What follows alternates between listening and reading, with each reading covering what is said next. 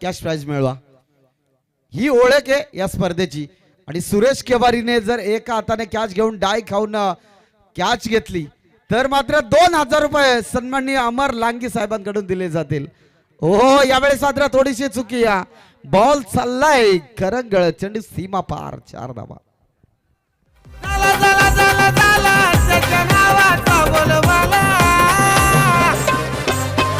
नारायण डाम से आला दादा कोटिंबे वाला. नारायण डाम से आला दादा कोटिंबे वाला. नारायण डाम से आला दादा कोटिंबे वाला. नारायण डाम से आला. Thank you DJ. चौकार आला. चौकाराच्या सह्याने टीम जाऊन पोहोचले 9 या धावसंख्येवर. विठ्ठल पादीरचा घमासान युद्ध मैदानाच्या आतमध्ये आपण बघतो. एक्स्ट्रा कव्हरला पुन्हा एकदा लॉप केलाय आणि बॉल चाललाय बाउंड्री लाईनच्या पलीकडे ठोकलाय. आणखीन एक दर्जेदार चौकार. खेळाया जमती टॉप लेवलचे सारे खेळाडू. खेळाया जमती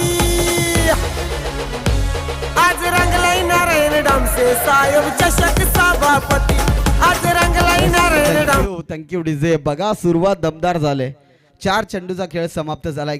रोहिदास त्याच्या विरोधात. खरं तर विठ्ठल पादीरची दमदार बॅटिंग आपण सध्या तरी मैदानाच्या आतमध्ये एन्जॉय करतोय. 12 बनलेत. षटकातील 2 बॉलचा खेळ बाकी आहे. हो यावेळेस बॅटची टॉप एज ही झेल महत्वाची आहे. पहिली गोल्डन डकची शिकार फलंदाज बाद.